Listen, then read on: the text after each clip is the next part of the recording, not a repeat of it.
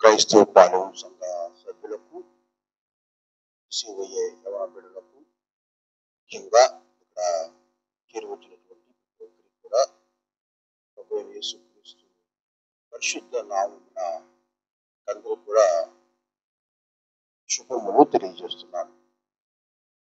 ఈ డిసెంబర్ మాసం అంటేనే క్రిస్మస్ సంబరాలు స్టార్ట్ అవుతాయి. వాతావరణం కూడా చల్లగా ఉంటుంది. కాబట్టి అనేక దేశాల్లో, మరి ప్రపంచంలో ఉండేటువంటి 195 దేశాల్లో దాదాపుగా 180 దేశాల్లో క్రిస్మస్ ని ఆరాధిస్తారు. కొన్ని దేశాల్లో క్రిస్మస్ ని ఆరాధిస్తే శిక్ష. దేశాలు ముఖ్యంగా నార్త్ కొరియా దేశం ఉంది, వాడు ఎలవ్ చేయడు. వాడు ఆ దేశంలో నైజీరియా దేశం ఉంది, అక్కడ కూడా ఉగాండా ఈ దేశాల్లో ఈ క్రిస్మస్ ఆరాధనని ఎలవ్ చేయరు, శిక్షిస్తారు. కానీ దేవుని యొక్క మహాకృపను బట్టి మనము ఈ యొక్క క్రిస్మస్ ఆరాధన, క్రిస్మస్ మరి పండుగను ఎలా ఆచరించాలో మనం నేర్చుకుంటున్నాం క్రమంగా. సెమీ క్రిస్మస్ అనేటువంటిది జరిగింది. మరి డిసెంబర్ 25 వరకు క్రిస్మస్ ఆరాధనలు ప్రతి చోట జరుగుతారు. ఈరోజు దేవుని యొక్క వాక్య భాగం ఏంటంటే, అపోస్తలుడైనటువంటి పౌలు దెస్సలోనిక సంఘానికి రాసినటువంటి 5వ అధ్యాయము 18వ వచనం. అమ్మాయి చదివింది. నల్లపాటి వాళ్ళు మీరు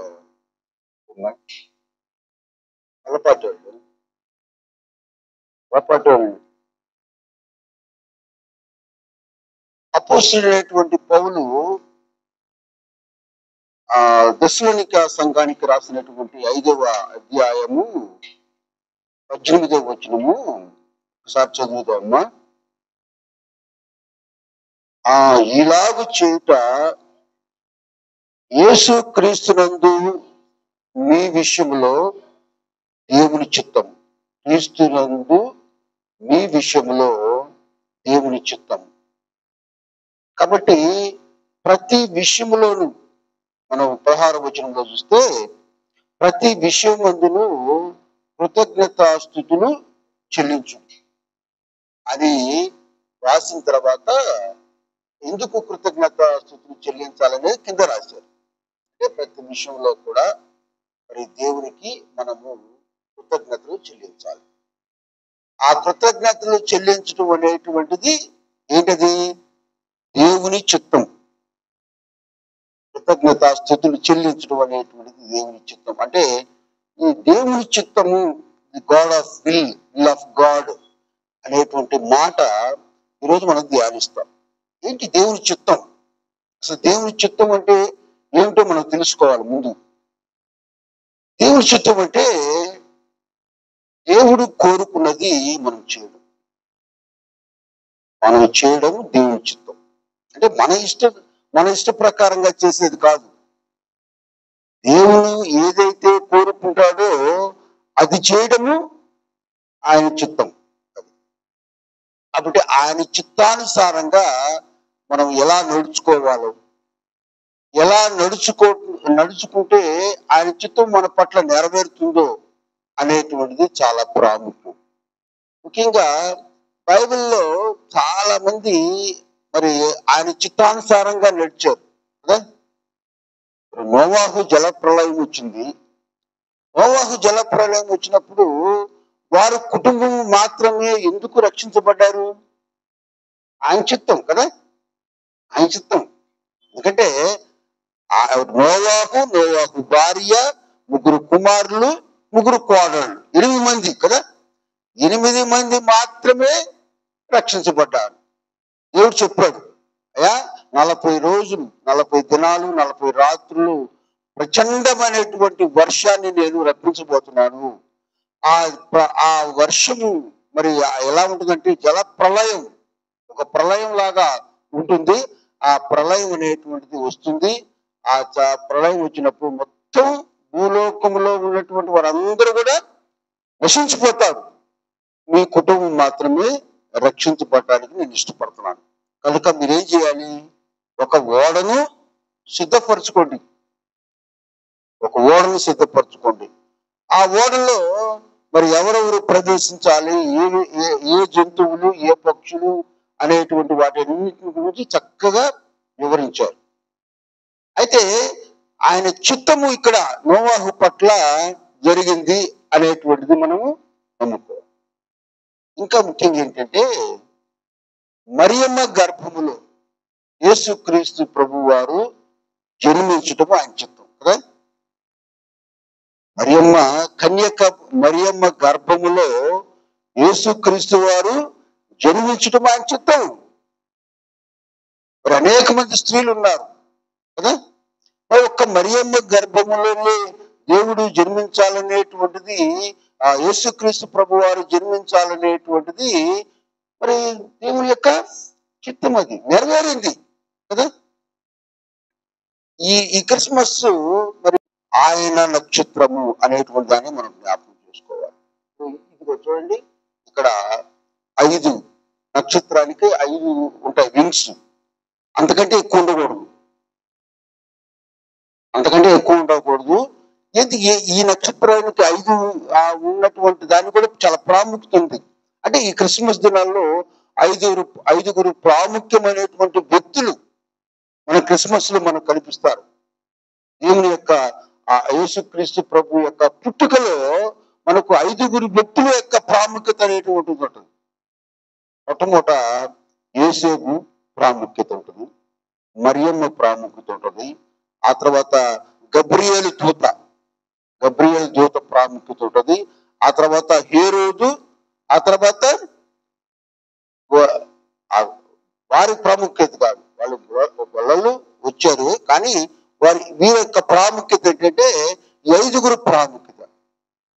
అంటే ఎందుకు ముఖ్యంగా మరియమ్మ ప్రాముఖ్యత అంటే అనేక మంది స్త్రీలు ఉన్నప్పటికీ కూడా యేసుక్రీస్తు ప్రభు వారు కన్యక గర్భవతి కుమారుని కంటది అనేటువంటి విషయము యెషయా ప్రవక్త 700 సంవత్సరాల క్రితమే చెప్పాడు.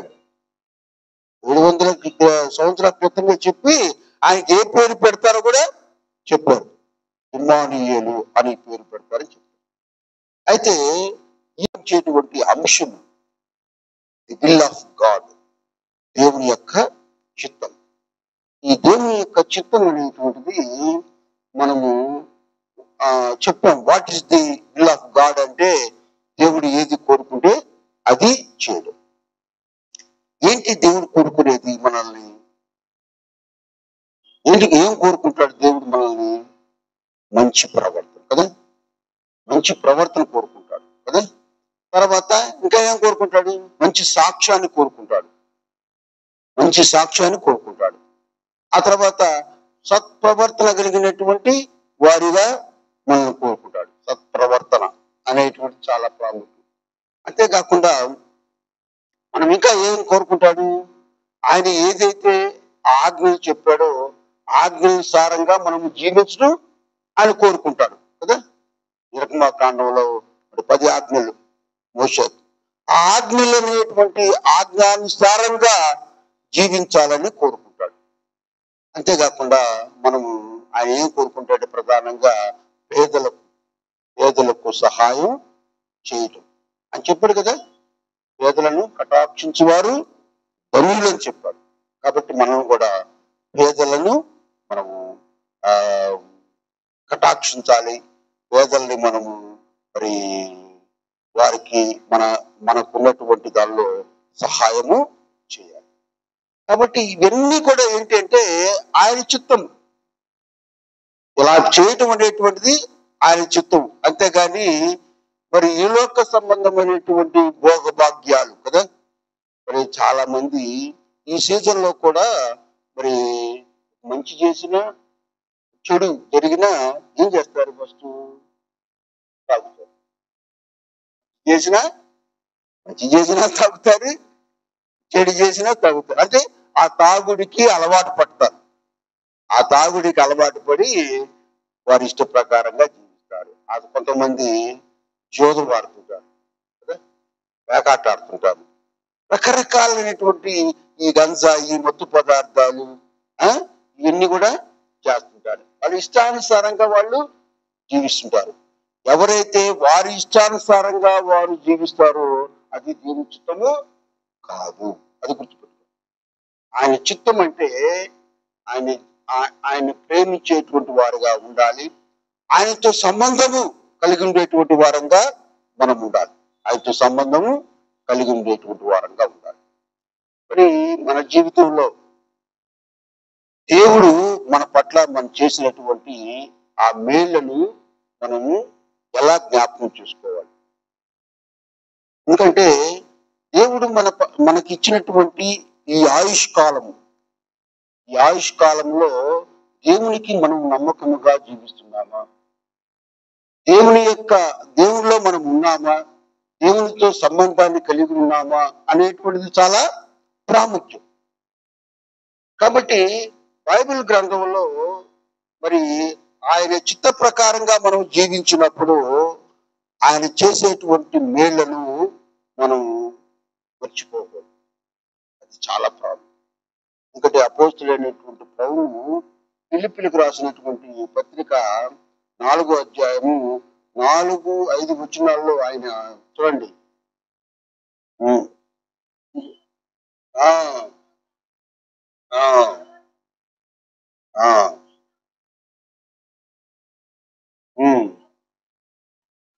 ఆ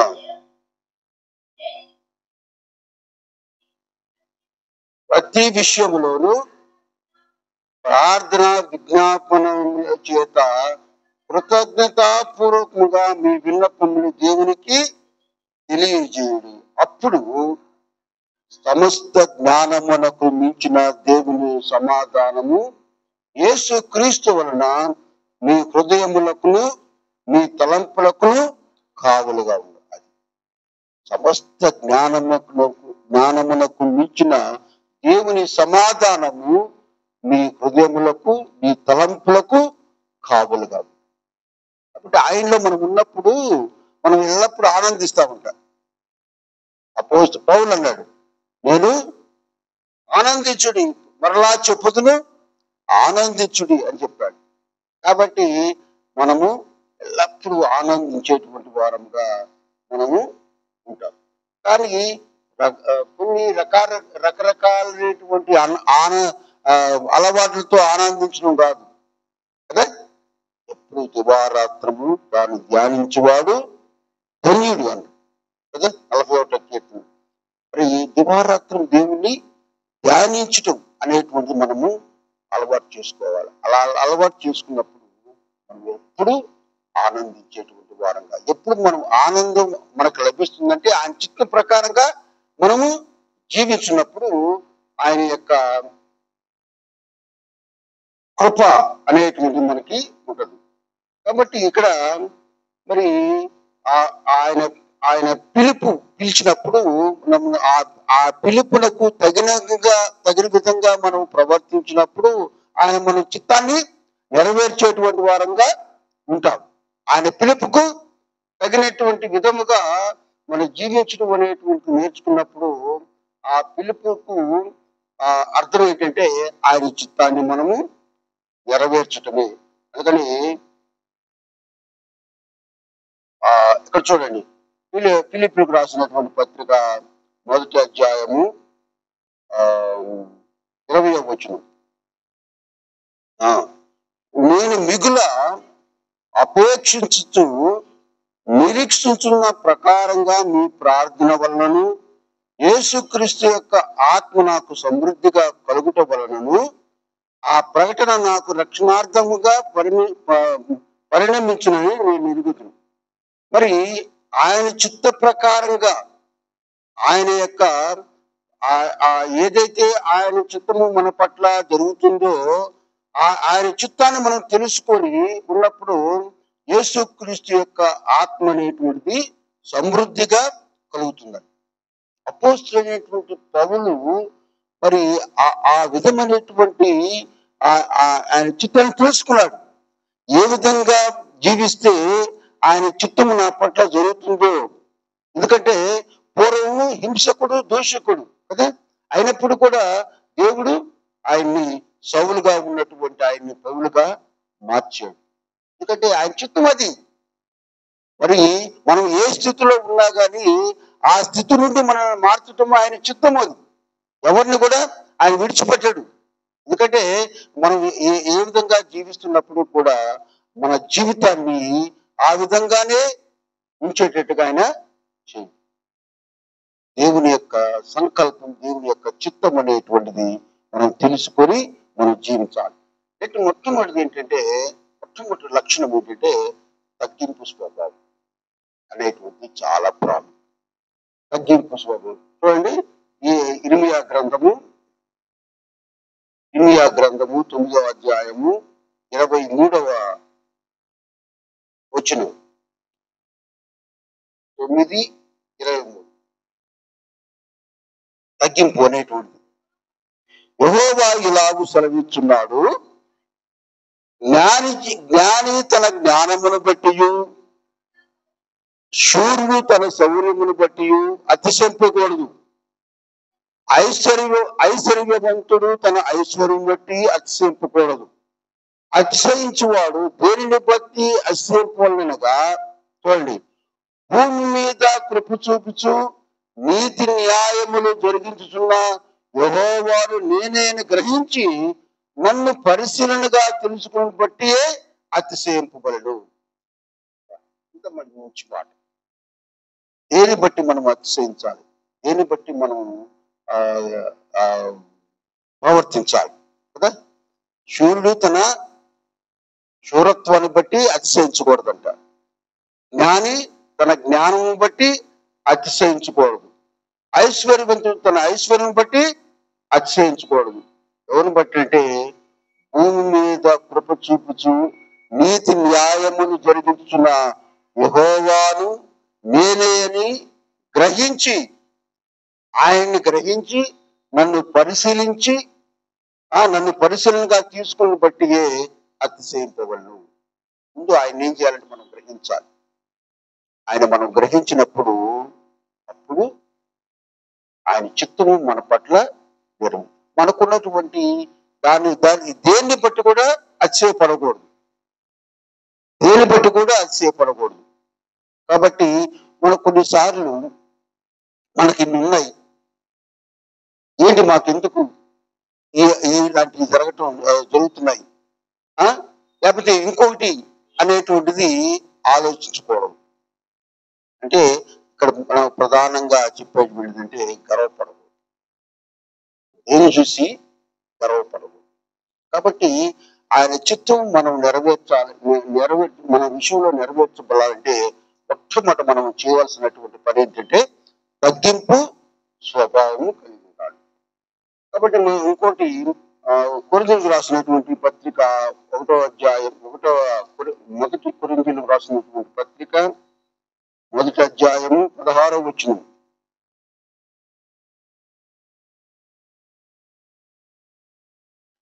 ఒకటి 1:26 అమ్మ, 1:26.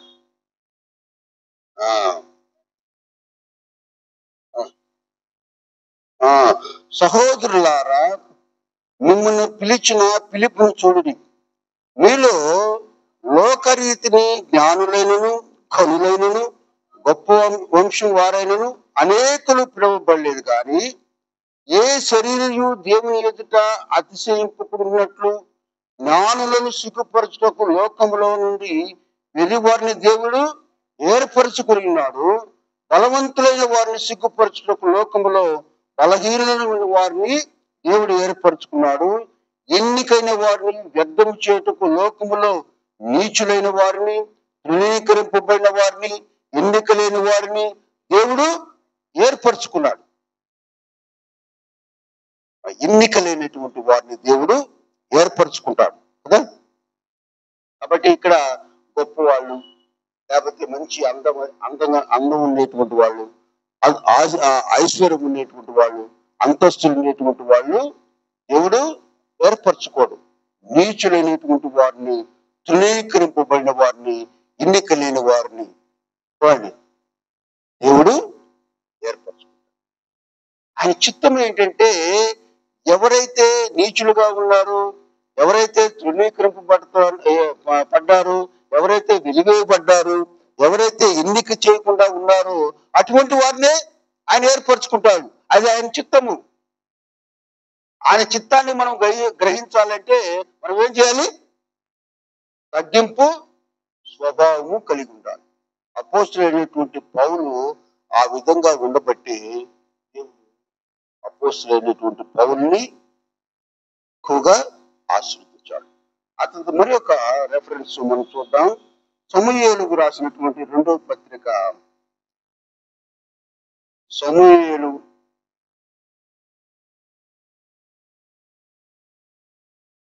2వ పత్రిక 7వ అధ్యాయం 17వ వచనం. ఇక్కడ కూడా చాలా మంచి మాట.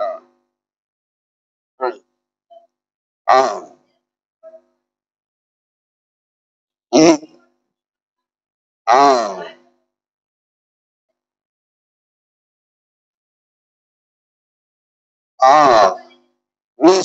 నీ సింహాసనము, దావీదుకు చెప్తున్నాడు, నీ సింహాసనము నిత్యము స్థిరపడును అన్నాడు. తనకు కలిగిన దర్శన మంత్రిని బట్టి, ఈ మాటలన్నింటిని బట్టి నాతాను దావీదులకు వర్తమానము తెలియజేశాడు. దావీదు విషయంలో కూడా మరి చాలా గొప్ప కార్యాలు దేవుడు చేశాడు. ఎందుకంటే గొర్రెల కాపరైనటువంటి దావీదును మరి సింహాసనాధిపతిగా ఆయన ఏర్పాటు చేసుకున్నాడు. అదేంటంటే ఆయన చిత్తం. ఎందుకంటే దేవుని యందు భయభక్తులు కలిగి జీవించేటువంటి ప్రతి బిడ్డను ఆయన విడువడు. ఆయన ఉన్నతమైనటువంటి స్థితిలోనికి ఆయన తీసుకెళ్తాడు. ఉన్నతమైనటువంటి స్థితిలోకి తీసుకెళ్తాడు. దావీదు ఒక గొర్రెల కాపరి. ఫిలిష్తీయుడు అనేటువంటి మరి గొలియాతును మరి చిన్న వయసులోనే హతమార్చినటువంటి వాడు కదా. హతమార్చినటువంటి వాడు దావీదు. అటువంటి చిన్నవాడైనటువంటి దావీదును మరి రాజుగా ఏర్పాటు చేసుకుంది. అది గొప్ప ఆయన చిత్తం అని ఆ విధంగా ఉంటుంది. కాబట్టి రెండవది ఏంటంటే దేవుని యొక్క చిత్తాన్ని మనం నెరవేర్చడం. మొట్టమొదటిదంటే తగ్గింపు స్వభావం కలిగి ఉండాలి. ఆ తర్వాత మనము మన జీవితంలో మనం ఏం చేయాలంటే ఆయన చిత్తాన్ని మనము నెరవేర్చాలి, లేకపోతే ఆ చిత్తాన్ని మనం గ్రహించాలి. ఆయన చిత్తాన్ని మనం గ్రహించాలంటే చూడండి, యోహాను సువార్త 4వ అధ్యాయము 34వ వచనములో, యోహాను 4:34లో యేసు వారిని చూచి, నన్ను పంపిన వాని చిత్తము నెరవేర్చుటయు ఆయన పని తుదముట్టించుటయు నాకు ఆహారమునై ఉన్నది అని చెప్తున్నాడు. ఏంటంటే ఆయన చిత్తము. యేసు వారిని శిష్యులను చూసి ఏమంటున్నాడు? నన్ను పంపిన వాని చిత్తము నెరవేర్చుటయు ఆయన పని తుదముట్టించిన నాకు ఆహారమని కాదు. ఆహారము పానం అనేటువంటిది ఆయన కాదు. ఏంటంటే ఆయన వచ్చిన పని నెరవేర్చడం, ఆ పనిని కంప్లీట్ చేయడమే ఆయనకు ఆహారం అయి ఉందంట. ఈ లోక సంబంధమైనటువంటి తినటము, తాగటము, పొలకోవటం అనేటువంటి కాదు. దేని కొరకైతే తన తండ్రి అయినటువంటి దేవుడు ఈ లోకమునకు పంపించాడో ఆ పని నెరవేర్చటము, దానిని తుదముట్టించటము అనేటువంటిది ఆయన పని అయింది. ఆయన చిత్తము. ఈ లోకములో మరి యేసుక్రీస్తు ప్రభు వారు మరి ఆయన జన్మించటము, 33 సంవత్సరాలు మాత్రమే జీవించటము, ఆ తర్వాత సిలువకు అప్పగించబడటం, ఆ తర్వాత 3 దినముల తర్వాత ఆ సమాధి నుండి లేవడం, ఆ తర్వాత ఆరోహణమై వెళ్ళడం, తిరిగి మళ్ళీ రావడానికి మరి సిద్ధపడడం. అదే రెండవ రాకడ.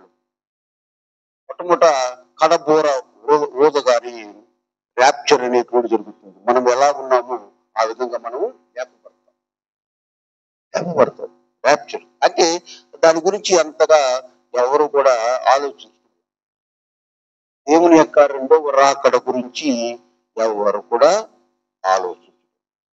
కాబట్టి దేవుని యొక్క రెండవది ఏంటంటే దేవుని యొక్క చిత్తాన్ని మనము గ్రహించేటువంటి వారంగా మనము ఉండాలి. ఆ తర్వాత యోహాను సువార్తలోని ఒక 2-3 వచనాలని మంచి చూడండి. 5వ అధ్యాయము 30వ వచనం. 5:30. నా అంతట నేనే ఏమీ చేయలేదు, నేను విన్నట్లుగా తీర్చుచున్నాను. నన్ను పంపిన వాని యందు చిత్త ప్రకారమే చేయగోరుదును, కానీ నా ఇష్ట ప్రకారము చేయగోరను. కనుక నా తీర్పు న్యాయమైనది. నన్ను గూర్చి నేను సాక్ష్యము చెప్పుకునేలా నా సాక్ష్యము సత్యము కాదు. నన్ను గూర్చి సాక్ష్యం ఇచ్చి వేరొకడు కలడు. ఆయన నన్ను గూర్చి ఇచ్చు సాక్ష్యము సత్యమని ఎరుగదును అనేటువంటి మాటలు అనేవి దేనికి చెప్తున్నా అంటే, పంపిన వాని చిత్త ప్రకారంగా నేను చేస్తాను. మనం ఇదే ఉద్దేశం కొరకైతే దేవుడు మనల్ని ఏర్పాటు చేసుకున్నాడో ఆ ఉద్దేశము నెరవేర్చే వరకు మనము ఆయనలో మనం ఉండాలి. ఆయన చిత్తాన్ని మనం గ్రహించేటువంటి వారంగా మనము ఉండాలి.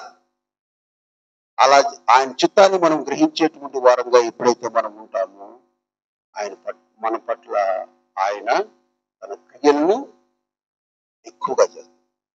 అద్భుతమైనటువంటి కార్యాలు, ఆశ్చర్యకరమైనటువంటి కార్యాలు ఆయన మన పట్ల జరిపిస్తారు. ఆ తర్వాత ఇంకొక వచనము చూడండి, 6వ అధ్యాయం 38-39.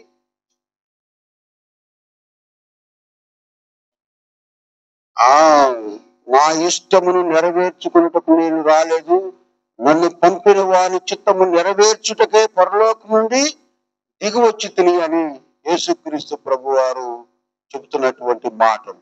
ఆయన చిత్తము నెరవేర్చడానికి, తన తండ్రి అయిన దేవుని చిత్తాన్ని నెరవేర్చడానికే ఈ లోకానికి ఆయన వచ్చాడు కదా. అందరికీ మనం తెలిసినటువంటి దేవుడు లోకమును 3:16 దేవుడు లోకమును ఎంతో ప్రేమించాడు కాగా తన అద్వితీయ కుమారునిగా పుట్టిన వాడు ఎందు విశ్వాసం ఉంచువాడు ప్రతి వాడు నశింపక నిత్య జీవం పొందినట్లు ఆయన అనుగ్రహించాడు. ఆయన ప్రేమ అంత గొప్పది. దేవుడు లోకమును ఇంతగా ఎంతో ప్రేమించాడు కదా, ఎంతో ప్రేమించాడు. తన ఏకైక కుమారుని ఇవ్వడానికి ఏమాత్రం కూడా వెనుకాడలేదు. ఆయన చిత్తము, ఆయన సిలువకు అప్పగించబడటం ఆయన చిత్తము, ఆయన చనిపోవడం ఆయన చిత్తము, తిరిగి లేవడం ఆయన చిత్తము, ఆయన పునరుద్ధారణై తిరిగి రావడం అనేటువంటి ఆయన చిత్తము. మనం కూడా ఆకాశ మండలం మీద మేఘములే కొనుపడతాం ఆయన రాకడలో. కాబట్టి అదంతా కూడా ఆయన చిత్తం. అది ఆయన చిత్తము మన పట్ల జరగాలంటే మనం రెండోది ఏం చేయాలి? ఆయన చిత్తాన్ని మనము గ్రహించాలి. ఇంకొక రెఫరెన్స్ చూద్దాము. యెషయా గ్రంథం 51 ప్రకటనలో కూడా ఉంది. ప్రకటన చూద్దామమ్మా. ప్రకటన 3వ అధ్యాయము 14-17 వరకు చూడండి.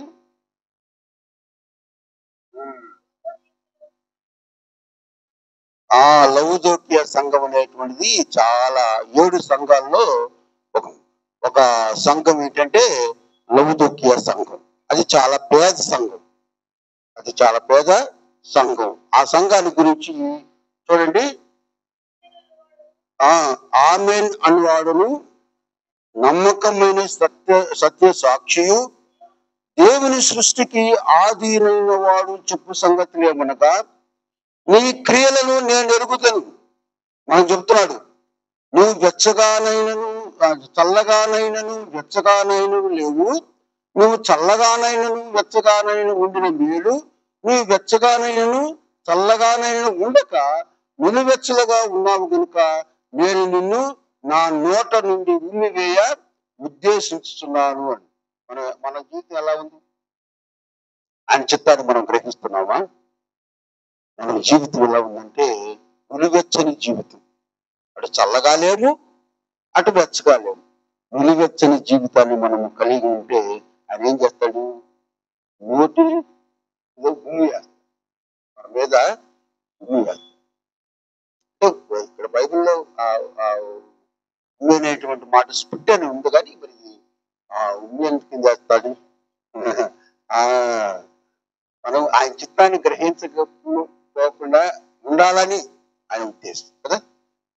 మన జీవితం ఇకనైనా నిలువెచ్చని జీవితం కాకుండా చల్లగానైనా ఉండాలి, వెచ్చగానైనా. కాబట్టి ఈ లౌకిక సంఘాన్ని గురించి అలా, కాబట్టి ఆయన చిత్తం మన పట్ల నెరవేర్చాలంటే మనం ఏ విధంగా ఉండాలంటే నిలువెచ్చనిగానైనా, అసలు నిలువెచ్చనిగా ఉండకూడదు, చల్లగానైనా ఉండాలి, వెచ్చగానైనా ఉండాలి. నెక్స్ట్ మూడవది ఏంటంటే దేవుడు ప్రేమ స్వరూపం. దేవుని యొక్క ప్రేమను మనం రుచి చూడాలంట. మొట్టమొదటిది ఏంటంటే ఆయన తగ్గింపు స్వభావాన్ని కలిగి ఉండాలి. రెండవది ఏంటంటే ఆయన చిత్తమును మనం గ్రహించే వారముగా మనం ఉండాలి. మూడంటే దేవుని యొక్క ప్రేమ స్వరూపం, దేవుని యొక్క ప్రేమను మనం రుచి చూడ వారంగా మనము ఉండాలి. ఆయన ప్రేమ యోహాను సువార్త 4వ అధ్యాయము 8వ వచనములో, యోహాను సువార్త 4వ అధ్యాయము 8వ వచనము,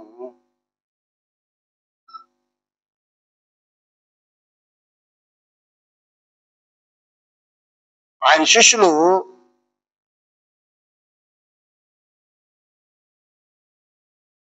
4వ అధ్యాయము 2వ వచనము, ఆయనను యేసే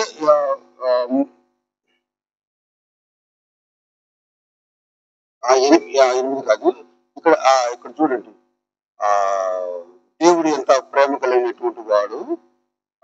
సమరయ స్త్రీ 5వ వచనమ్మ, యాకోబు తన కుమారుడిని యోసేపుకి ఇచ్చిన బావి దగ్గరనున్న సమరయలోని సుకారను ఊరికి వచ్చెను. అక్కడ యాకోబు బావి ఉండెను కనుక యేసు ప్రయాణము వలన అలసిన రీతిని ఆ బావి వద్దకు వచ్చెను. అప్పటికి ఇంచుమించు 12 గంటలను. సమరయ స్త్రీ ఒకటి నీళ్లు చేదుకునేటకు అక్కడికి రాగా యేసు నాకు దాహమని ఆమెను అడిగాను. ఆ తర్వాత ఆ సమరయ స్త్రీ ఏముంటుందంటే 9వ వచనంలో, ఆ స్త్రీ, నువ్వు యూదుడవు, సమరయ స్త్రీ అయిన నన్ను దాహమని ఎలా అడుగుచున్నావని ఆయనతో అనగా, ఏలయనగా యూదులు సమరయులతో సాంగత్యము చేయరు.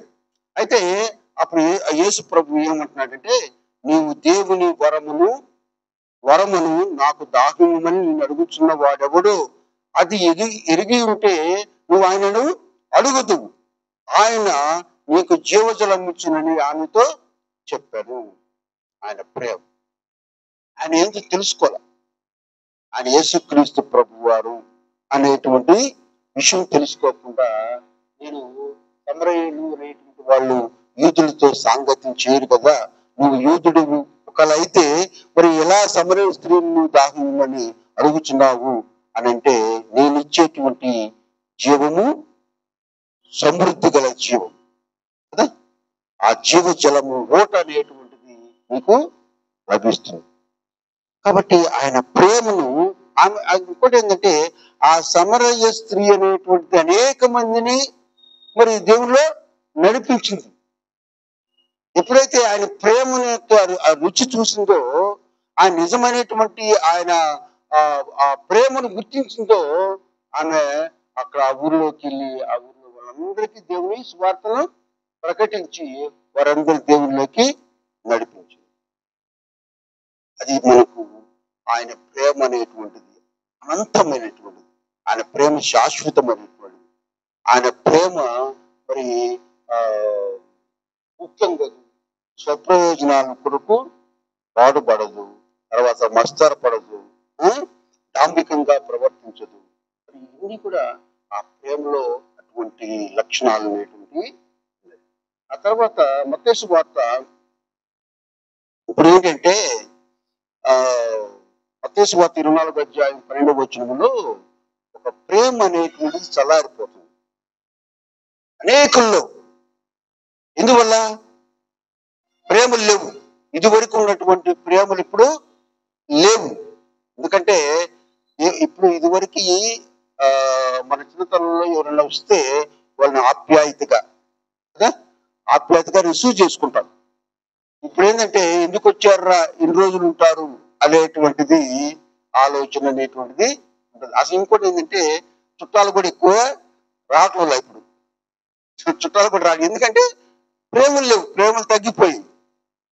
అందువల్ల చుట్టాలు వచ్చేటువంటి పరిస్థితి కదా. అంటే పేదలను మన తోటి వారిని, మన బంధువుల్ని, మన రక్త సంబంధికుల్ని ప్రేమగా చూడాలి. అందుకని మత్తయి సువార్త 24:12 ఏమంటుంది?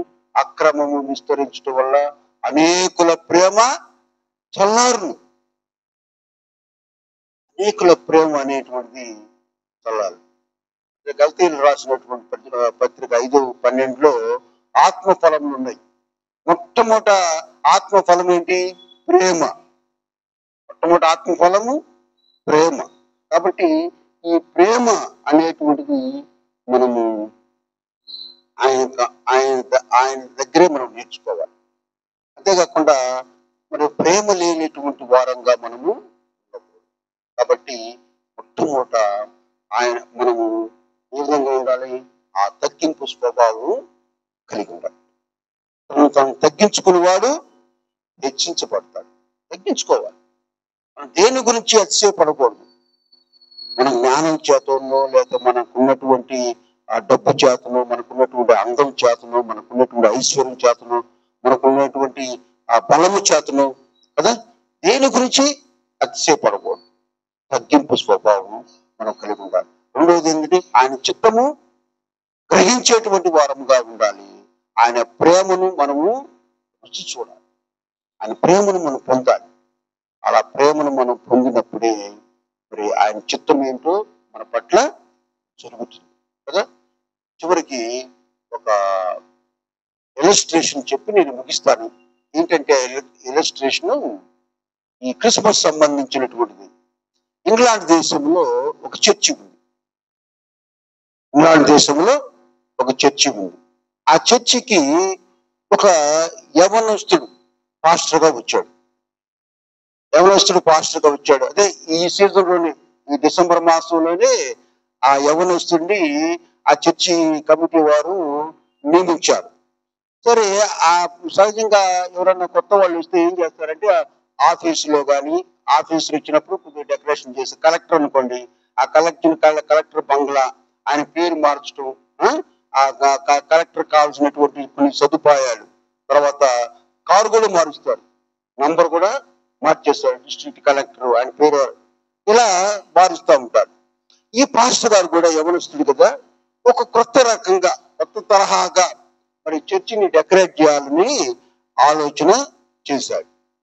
చేస్తున్నటువంటి సమయంలో ఒక భయంకరమైనటువంటి తుఫాను వచ్చేసి ఆ చర్చి వెనక భాగం ఉన్నటువంటి ఆ గోడ పడిపోయింది. చర్చి వెనక భాగం ఉన్నటువంటి గోడ పడిపోయింది.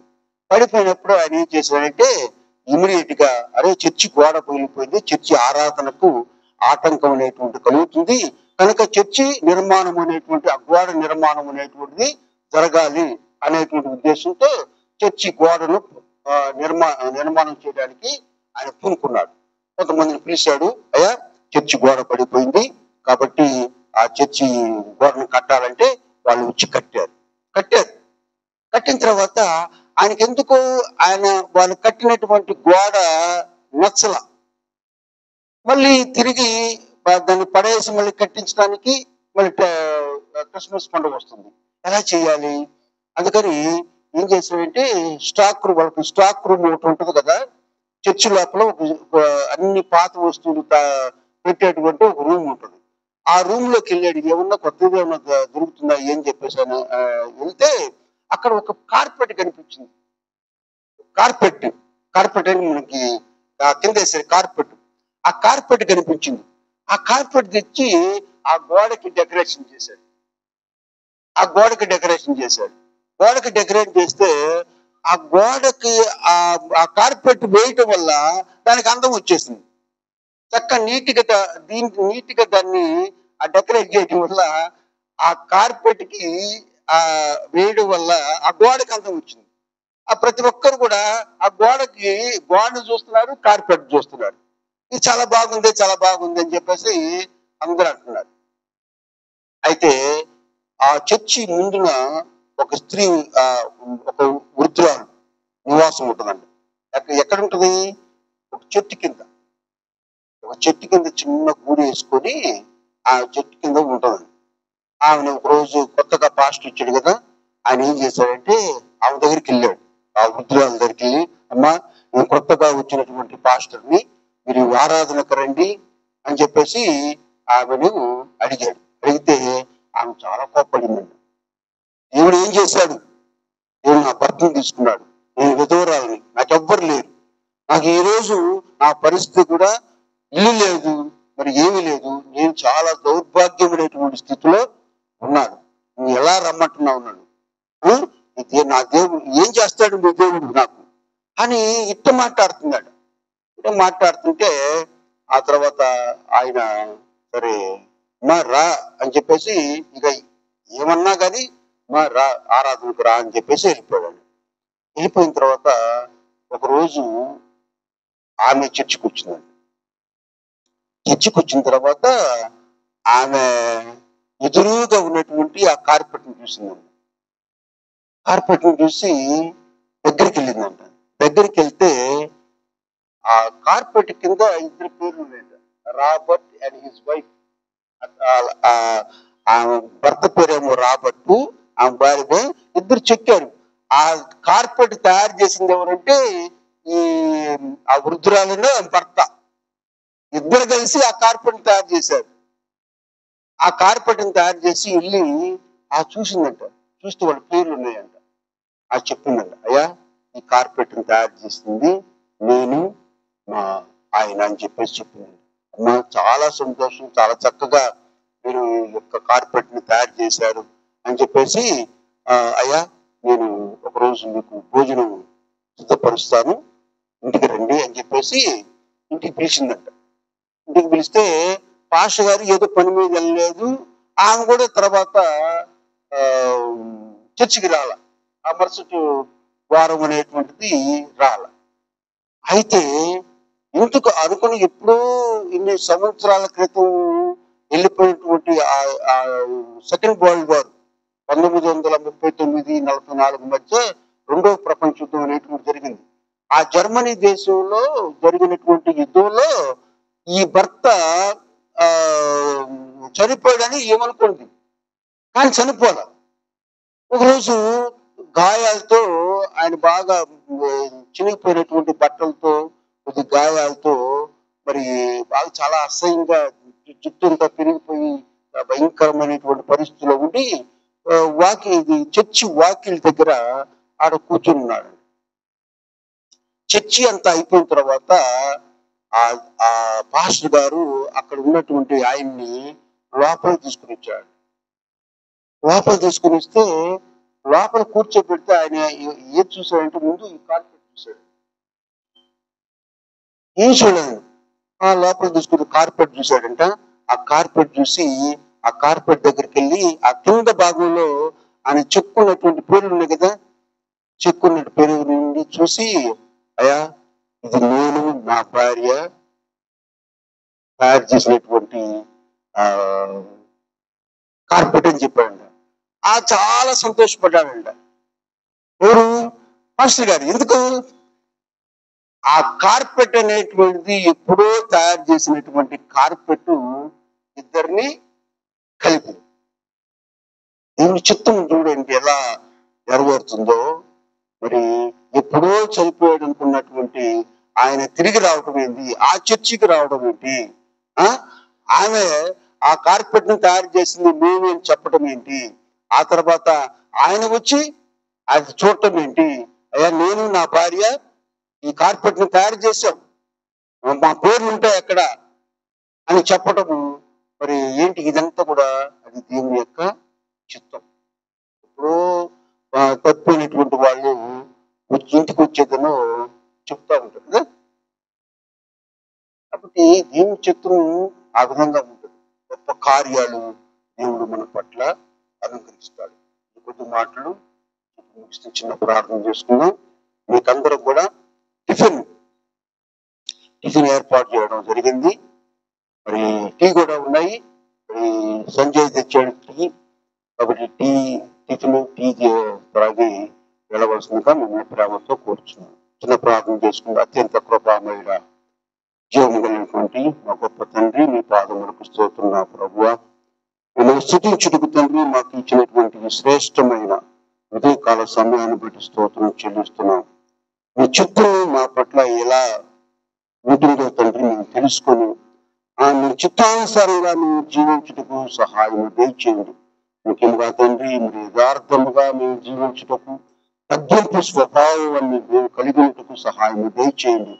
దీని గురించి మేము అతిశయపడకుండా ప్రభువా, మీ పట్ల మీరు చేసేటువంటి మంచి పనుల ద్వారా మేము రక్షణ పొందుటకు సహాయం దయచేయండి. ఈ క్రిస్మస్ దినాల్లో ప్రభా తండ్రి మేము సంతోషము, సమాధానము, రక్షణ కలిగి మీ బిడ్డలుగా జీవించుటకు సహాయం దయచేసి నడిపించండి ప్రభా. మీ చిత్తంలో ఉన్నటువంటి గొప్ప మాధుర్యం, ప్రేమను మేము రుచి చూసేటువంటి బిడ్డలుగా మమ్మల్ని వాడుకుని సహాయం దయచేయండి. చేరువచ్చినటువంటి ప్రతి ఒక్కరిని దీవించండి ప్రభా. అనారోగ్యంతో ఉంటున్నారు ప్రభా బిడ్డలు. అనారోగ్యం నుండి తండ్రి వారికి కావాల్సినటువంటి మంచి ఆరోగ్యమును, శక్తిని దయచేసి నడిపించండి ప్రభా తండ్రి. ముఖ్యంగా కొంతమంది ఒంటరిగా ఉంటున్నారు ప్రభా. ఒంటరిగా ఉంటున్నటువంటి బిడ్డలకు కావాల్సినటువంటి ధైర్యమును అనుగ్రహించండి. వారికి కావాల్సినటువంటి మంచి ఆరోగ్యం దయచేసి నడిపించండి నా ప్రభా. మీ బిడ్డల ప్రభా ఎంతో ఆసక్తిగా తండ్రి నీ వాక్యం వినాలనేటువంటి మరి ఆతృత కలిగి వచ్చి ఉండగా ప్రభా, అటు బిడ్డలందరినీ మీరు దీవించి ఆస్వాదించండి. వాళ్ళ అవసరతను తీర్చండి ప్రభా తండ్రి. ఇక్కడ జరుగుతున్నటువంటి ఈ ఆరాధనలో మీరుండి నడిపించండి నా ప్రభా. మీ చిత్తమే మా పట్ల జరిగించి నడిపించమని మరొకసారి యేసువయ్యే వీళ్ళందరినీ కూడా కాపాడి దీవించండి. జరగలేటువంటి మరి క్రిస్మస్, నూతన సంవత్సర పండుగలు ప్రభా చక్కగా జరుపుకున్నట్టుకు సహాయం దయచేసి నడిపించమని మరొక్కసారి తండ్రి చేరుకొచ్చినటువంటి ప్రతి బిడ్డను మీరు దీవించి ఆశీర్వదించి బలపరిచి నడిపించమని క్రీస్తు వారి అతి శ్రేష్టమైన నామమున విక్లింగముగా ప్రార్థించి వేడుకుంటున్నాము తండ్రి. ఆమేన్. పరలోకమందున మా తండ్రి, మీ నామం పరిశుద్ధపరచబడుగాక, మీ రాజ్యం మాకు వచ్చునుగాక, మీ చిత్తం పరలోకమందు ఎలాగో అలాగే భూమి నెరవేరుగాక. మాకు కావాల్సిన ఆహారం నేడు మాకు దయచేయము. మరణిస్తులమే క్షమించిన ప్రకారం మారణను క్షమించము. మన శోధనలకు తేక కీడు తప్పించము. ఎందుకంటే రాజ్యం, బలము, మహిమ నిరంతరం మీరు తండ్రి. ఆమేన్. అందరికీ వందనాలమ్మా.